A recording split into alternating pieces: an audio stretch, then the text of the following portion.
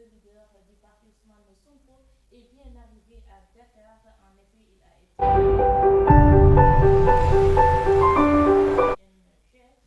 groupe d'intervention de la gendarmerie. Pour rappel, Ousmane Sonko a été interpellé par les éléments de la gendarmerie de Koungheul avant d'être mis à la disposition du groupe d'intervention de la gendarmerie nationale. Ainsi, la ZIGN qui s'est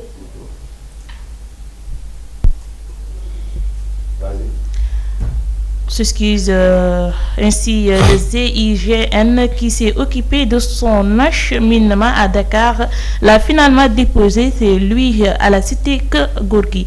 Restons avec la caravane de la liberté. Le ministre de l'Intérieur donne les raisons et précise suite à l'interpellation de Ousmane Sonko. L'interpellation du leader de PASTEF est passée en boucle dans les réseaux sociaux et pour donner la bonne information, le ministre de l'Intérieur a donné les raisons de cet acte, les éléments du ZICN qui ont déposé Ousmane Sonko chez lui. Jointe au téléphone par la RTS dans son édition de 20h, le ministre de l'Intérieur fait savoir que nous sommes dans un état de droit. Quand on dit l'état de droit, il y a des règles que l'État doit respecter ainsi que les citoyens, rappelle le ministre. Parlons à présent du Popenguine 2023. Des jeunes pèlerins marcheurs sont arrivés ce dimanche dans la cité mariale. Ils sont plus de 27 000 marcheurs accueillis au sanctuaire. Un moment de foi et d'ambiance a rythmé leurs entrées dans la cité religieuse et le thème retenu cette année est comment m'est-il donné que vienne à moi la mère de mon Seigneur, chapitre 1 verset 43.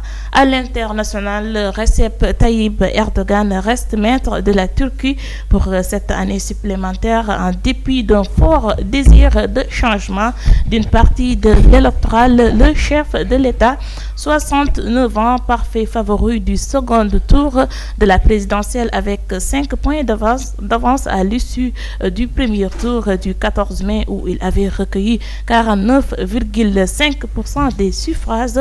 Au pouvoir depuis 20 ans, il recueillit 52,1% des suffrages contre 47,9% pour son adversaire Kemal Kılıçdaroğlu après des comptes de près de 99,7% des voix est déclaré vainqueur par la commission électorale. Sport pour finir, Coupe de la Ligue, des scènes de violence et des échauffourées ont une nouvelle fois gâché la fête lors de la demi-finale de football qui opposait le stade de Mbour au Ndiambour de Louga ce dimanche après midi pour le compte de la Coupe de la Ligue, une rencontre qui a été finalement interrompue par l'arbitre suite à des jets de pierre intervenus dans le stade et dans les environs nécessitant l'intervention des forces de l'ordre pour disperser la foule.